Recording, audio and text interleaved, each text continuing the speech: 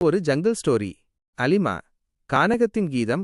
பசுமை போர்த்திய கானகத்தின் நடுவே ஆற்று நீர் கிளைத்து பாய்ந்தோடும் அடர்ந்த வனப்பகுதியில் அலிமா என்ற இளம்பெண் வாழ்ந்து வந்தாள். அவள் பிறந்தது முதல் காட்டின் அரவணைப்பிலேயே வளர்ந்தாள். மிருகங்களின் மொழியை அவளால் புரிந்து கொள்ள முடிந்தது. அவளின் தோழர்கள் புலிக்குட்டி ராஜா, குரங்கு சந்துரு, யானை கன்று பல்லு ஆகியோர். அவர்கள் அனைவரும் சேர்ந்து கானகத்தின் ரகசியங்களை ஆராய்வதிலும் புதிய பாதைகளை கண்டுபிடிப்பதிலும் நேரம் செலவிட்டனர். ஒருநாள் கானகத்தில் வழக்கத்திற்கு மாறான அமைதி நிலவியது. பறவைகளின் கீதங்கள் இல்லை, மிருகங்களின் சத்தம் இல்லை. அலிமாவுக்கு ஏதோ சரியில்லை என்று தோன்றியது. அவள் ராஜாவிடம், என்ன ராஜா, காடு ஏன் இவ்வளவு அமைதியாக இருக்கிறது என்று கேட்டாள். ராஜா மெதுவாக கர்ஜித்து, மழை வரவில்லை அலிமா, ஆறு வற்றிவிட்டது, விலங்குகளுக்கு தண்ணீர் இல்லை என்று கூறியது. அலிமாவுக்கு கவலை ஏற்பட்டது. அவளின் நண்பர்கள் தாகத்தால் வாடுவதை அவளால் பார்க்க முடியவில்லை. அவள் சந்துருவிடம், நமக்கு எங்காவது தண்ணீர் கிடைக்குமா சந்துரு என்று கேட்டாள்.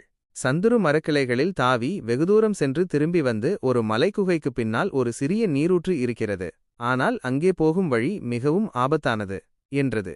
அலிமா சற்றும் யோசிக்காமல், நான் அங்கே போகிறேன், என் நண்பர்களுக்கு தண்ணீர் வேண்டும் என்று தீர்மானமாகச் சொன்னாள். ராஜா, சந்துரு, பல்லு மூவரும் அலிமாவுடன் துணைக்குச் சென்றனர். பயணம் கடினமாக இருந்தது. செங்குத்தான பாறைகள், அடர்ந்த முட்கள் நிறைந்த புதர்கள், இருண்ட குகைகள் என பல தடங்கல்கள் இருந்தன.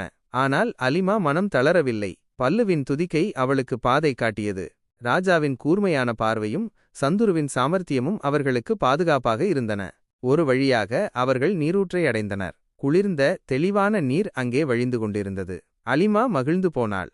அவள் முதலில் தன் நண்பர்களுக்கு தண்ணீர் புகட்டினாள். பின்னர் அவர்களும் தண்ணீர் அருந்தினர். நீரூற்றின் கரையில் அமர்ந்து அலிமா ஒரு பாடலை பாடினாள்.